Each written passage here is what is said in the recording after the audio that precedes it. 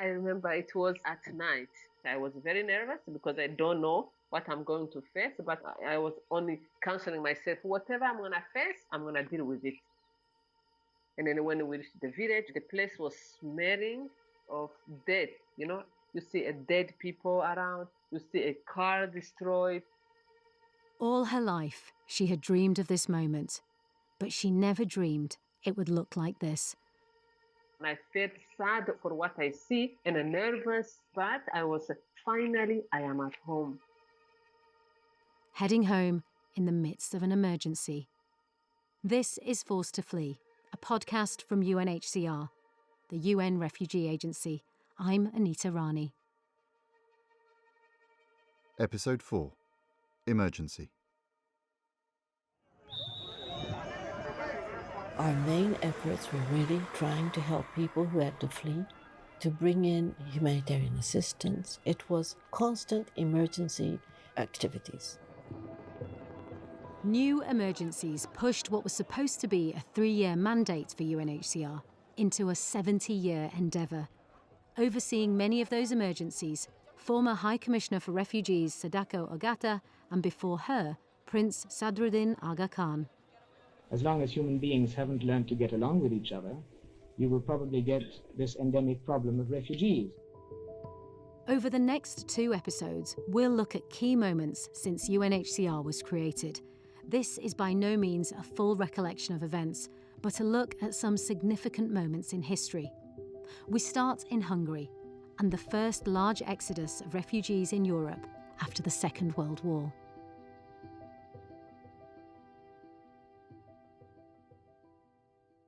Part 1. Hungary.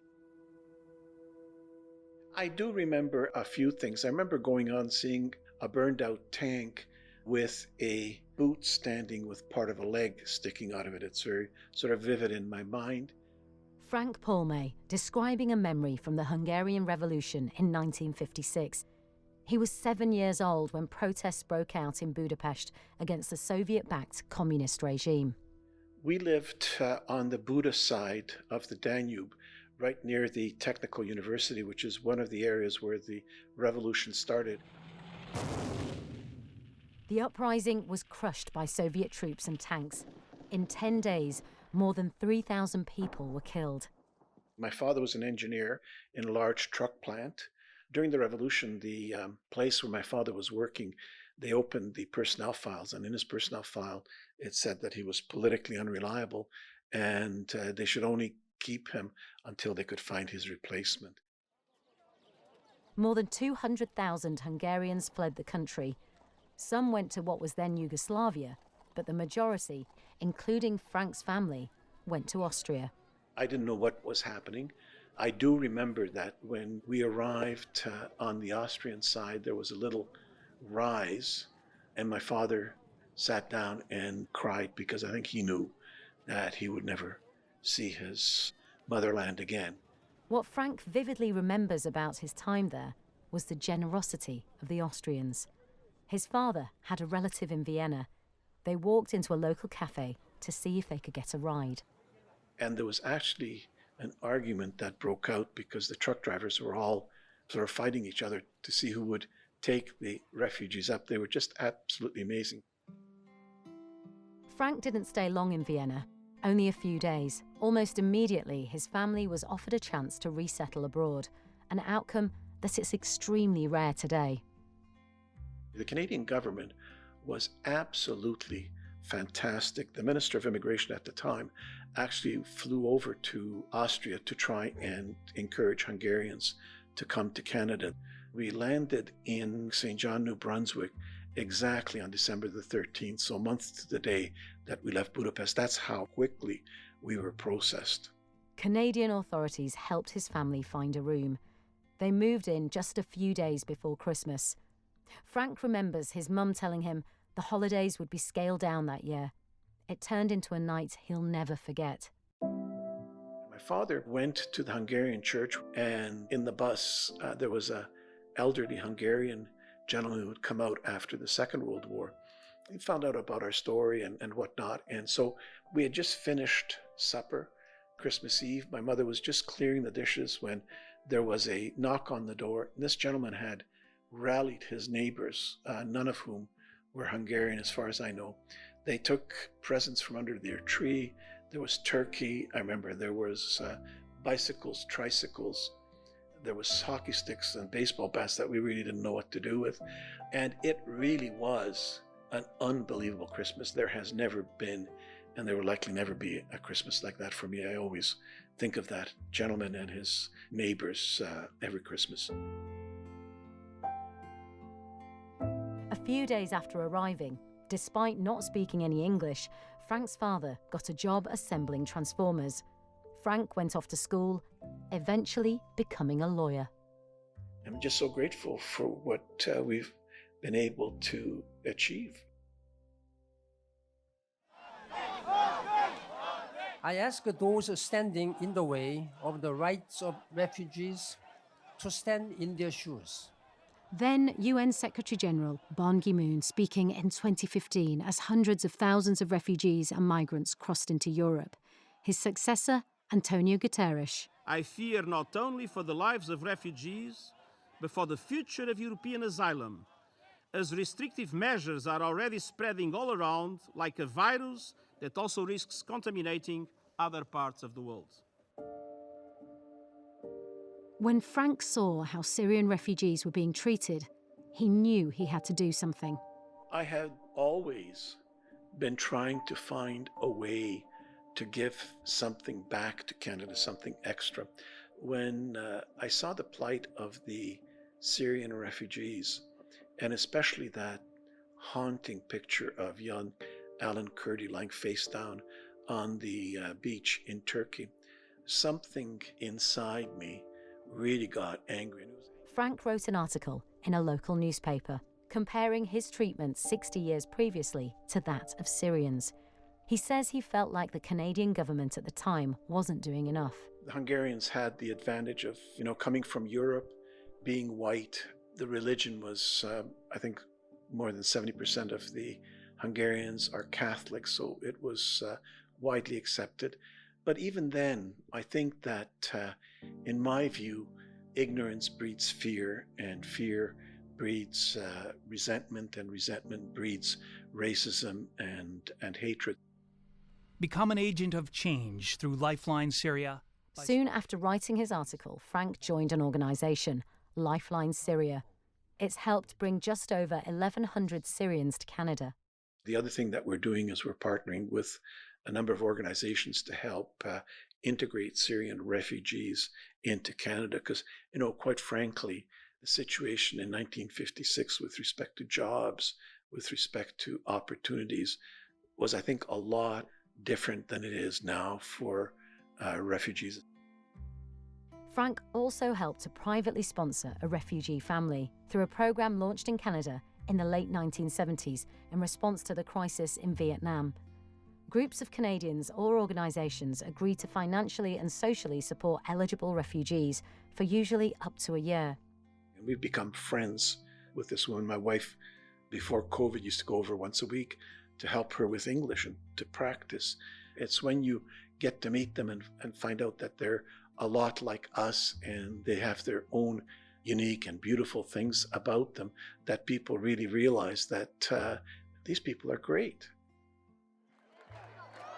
Hungary, the country he once fled though, has made it much harder for refugees. In 2015, when hundreds of thousands of people fled to Europe, Hungary erected barriers to keep them out. It's implemented restrictive measures, making it harder to seek asylum. And since 2016, authorities have forcibly removed more than 71,000 people from the country. History has shown that those cultures that close themselves, in effect, shrink intellectually, economically, socially, and those countries that open themselves really flower because people coming all bring something that benefits the country as a whole.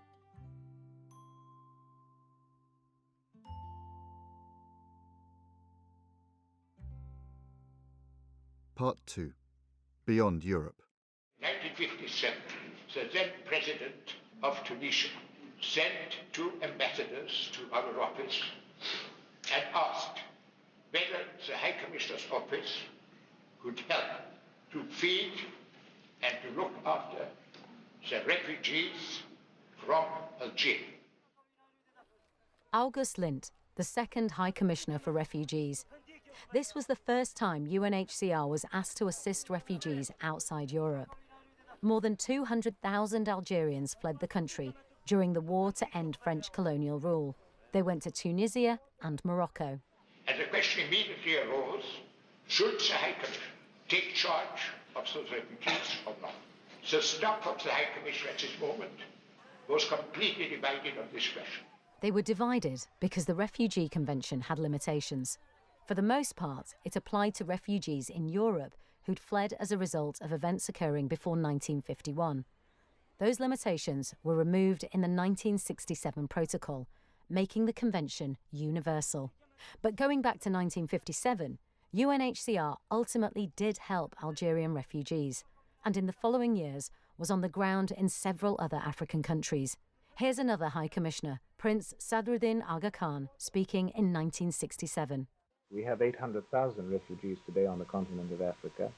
I think the situation came about essentially as a result of the struggle for independence in many parts of the continent of Africa.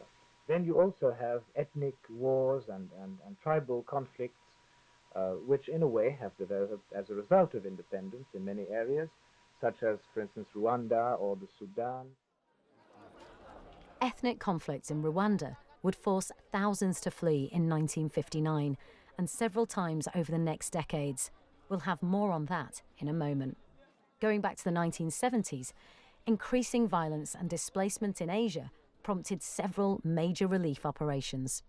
In 1971, millions of refugees left what is today Bangladesh, what was then East Pakistan, to seek asylum in India. More than 10 million people fled during the war, which led to the independence of Bangladesh. It was the largest single displacement in the second half of the 20th century. Within a year, UNHCR helped the majority return. In the 1980s, wars in Central America uprooted more than 2 million people. Millions started to flee Afghanistan. To this day, many are still unable to return, making it one of the longest protracted displacements. We'll have more on that later. Moving into the 1990s, there were forced displacement crises all over the world, including one of the biggest in our time, the genocide in Rwanda. I have been authorised to make the following statement on behalf of the Council. Part 3. Rwanda. I quote, A word of caution. This section contains graphic details. "The Security Council is deeply disturbed by the tragic incident that resulted in the deaths of the presidents of Burundi and Rwanda." April the 6th, 1994. The plane carrying the presidents of Rwanda and Burundi, both Hutu, is shot down in Kigali. Everyone on board is killed. Over the next 100 days, 800,000 Tutsis and moderate Hutus are murdered by Hutu extremists. Hundreds of thousands start to flee Rwanda. They go to neighbouring countries, Uganda, Tanzania, Burundi and Zaire, now the Democratic Republic of the Congo. This is a situation which cannot be sustained for many more days or even for many more hours. Filippo Grandi was head of the Goma office in Zaire in 1994. Water is need number one, shelter is need number one, and food is also need number one. Everything is a priority. The crisis was complex and spanned several years. It's difficult to capture it all in just a few minutes. To get a sense of what it was like on the ground, we spoke to 4 people who worked for UNHCR at the time, including Juliette Murakei-Soni. At the start of the genocide, she wasn't an aid worker. I was born in Burundi as a refugee. My parents left Rwanda in the conflict of 1959, and then I left Burundi in 1994, just 1 week after the genocide had started in Rwanda. When you see people coming, running away with no arms, with a cut in the head, you see a child cut in the, and I'm like, no, This is, for me, was the wake-up call. I said, I will not stay here. Either I go to help these people, and if I survive, alhamdulillah. If not, I'm going to support them. Whatever happened to me will happen. As Juliet prepared to head to the border with Rwanda, Tina Gelly was already there, working with UNHCR in Burundi. Just to set up a little, like when we were there, we only had one car. We didn't have cell phones. We didn't have an office. We were working out of a hotel that had like one phone line. So we didn't really know what was happening on the other side.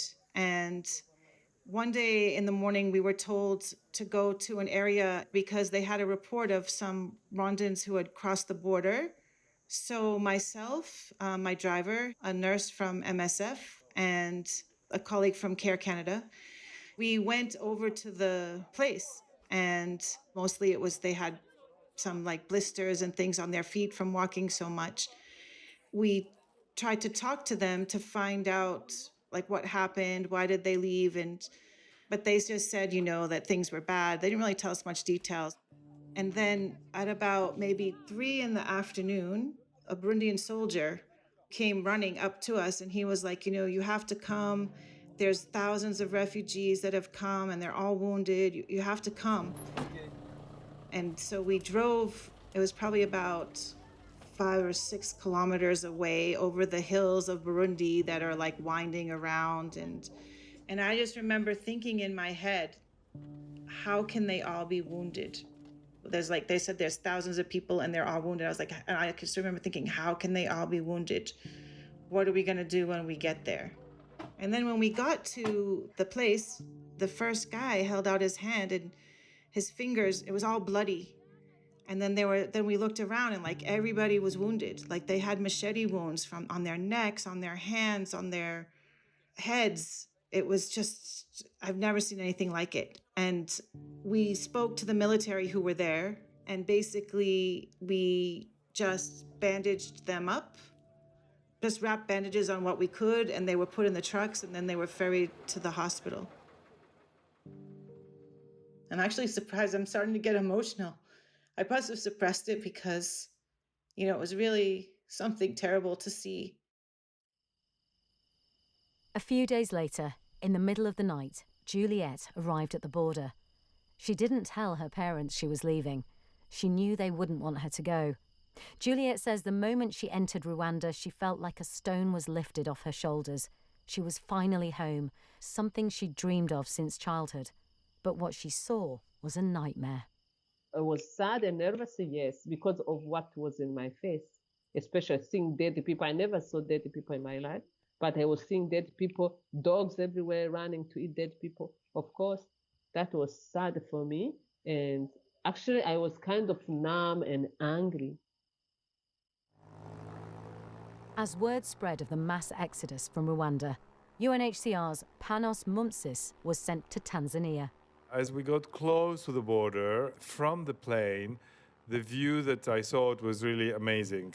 Something that I had never seen in my life before. It was a long, almost like a human river of kilometers and kilometers long of people who were on the road, streaming out of the country, heading to the border and crossing over.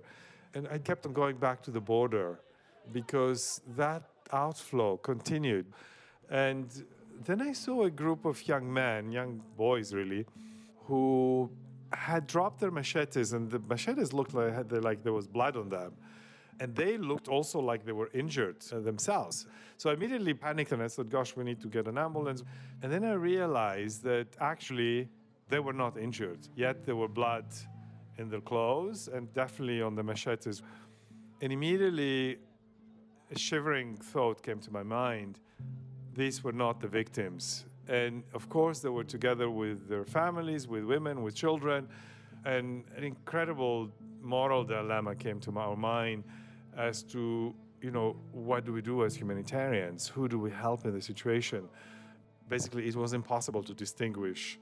And for the sake of the majority and the hundreds of thousands of people that were out, we had to continue providing assistance to the people. It was a tough decision, But in that case, it was also a practical decision and advice that for the sake of the larger number, we just had to continue helping everybody. Back inside Rwanda, Juliette was staying with two nuns who were helping the wounded. Her job was to walk to different villages or into the forest to look for survivors.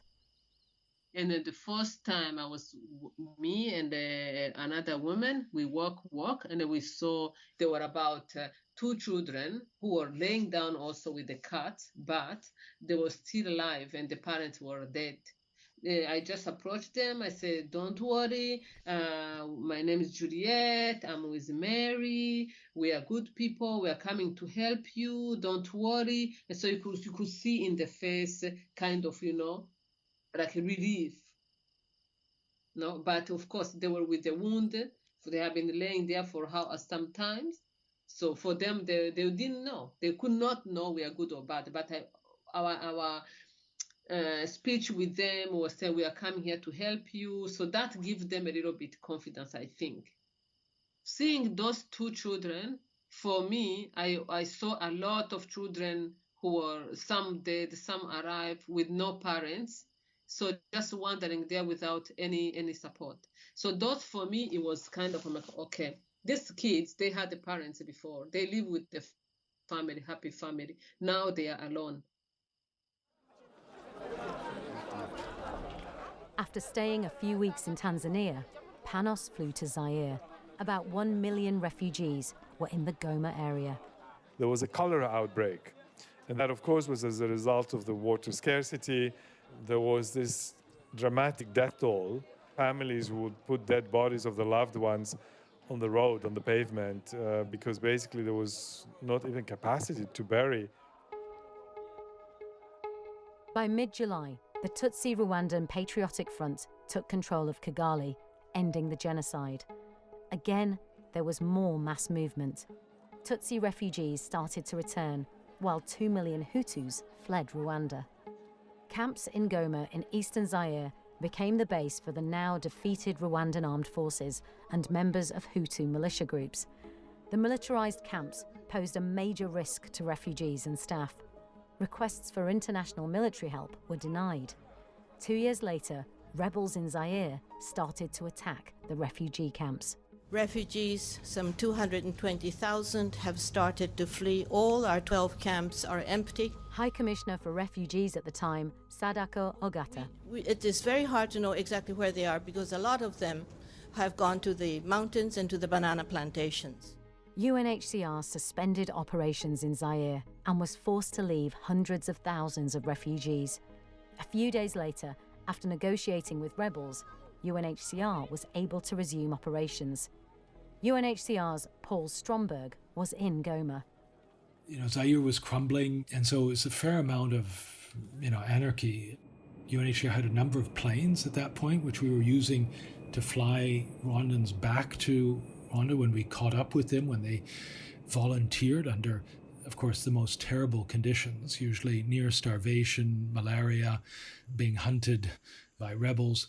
And so we were operating, without any protection. So incredibly dangerous situations, I say, and not just because there were armed elements of all sorts, but you're going up the, Congo or Ubangi River in the pitch black where you can't make out anything in a cloudy sky because you have to make it to a seminary or someplace you can sleep that night while you push into the forest further, because you had a report that there was a group of refugees in the area, and going off for days with very limited communications or none. In Kisangani, we had to cross the Congo River and go quite far south to the main refugee camps. And, there were thousands of people who, by that point, who were not able to walk and so sick with malaria, starving. And then we were cut off from those camps. And I still remember getting the word that, we'd been turned away from the one ferry that was able to take our vehicles across the river, and going down on a motorcycle to the bank of the river just in time to see the ferry set off almost at sort of capsizing load full of rebel soldiers. And we knew what was going to happen. And sure enough, then we were cut off for a few days. Many thousands of people died, and others, the remaining population, were pushed further into Zaire. I don't know if there are, and I hope not, frankly, that there are any situations that are that dangerous and fatal for so many people as that was. More than 260,000 Rwandan refugees were rescued and repatriated to Rwanda. As people returned, Juliet was offered a job at UNHCR. She helped those coming back, making sure they had food to eat, but also she tried to help in other ways. And if you remember that time, we have thousand people walking, coming back home. At the time I was working with the UNHCR, and I was with motorbike everywhere. And when I was walking, I saw a woman who had a basket on top of her head and a baby in the back, another two babies on the hands, walking. She could not walk. She was alone. Husband was nowhere to be found. She only came with those three children. And then I saw she could not walk. I stopped my motorbike. I saw her feet was full of blister.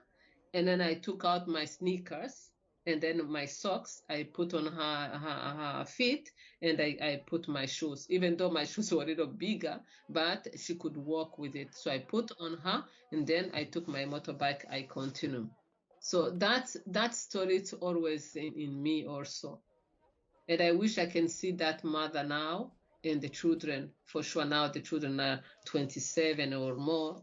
I would like to see that mother. But at that time, of course, you don't know where the people are going. Another family that returned to Rwanda, her own. My mother always telling me, Juliet, you are crazy. Everything I do, I'm taking a risk in everything I do since I was small anyway. So they knew when they didn't see me, they knew I went to Rwanda. They were not surprised because they knew what kind of person I am.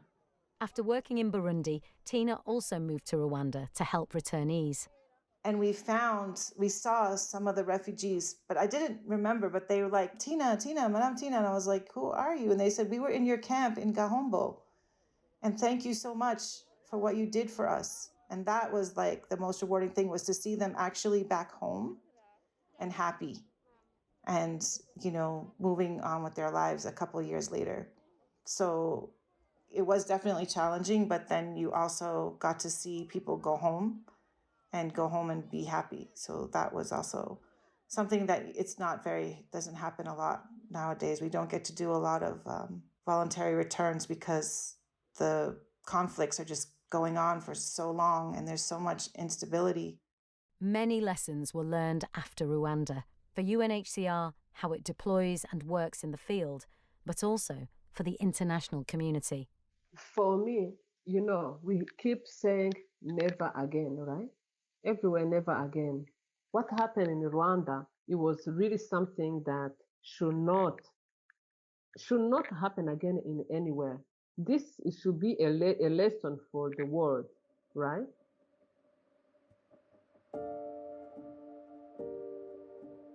In our next episode, we'll look at another major conflict in the 1990s, the war in Bosnia.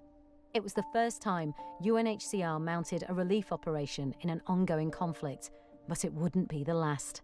We'll also hear from colleagues in Yemen about what it's like to live there 6 years into that country's conflict.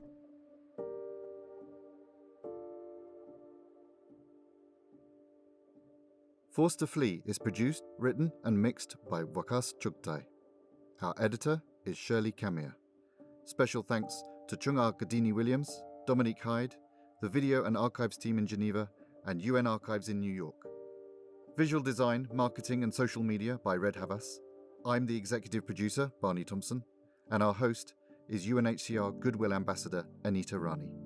To learn more about the UN Refugee Agency, please visit unhcr.org/Forced to Flee podcast.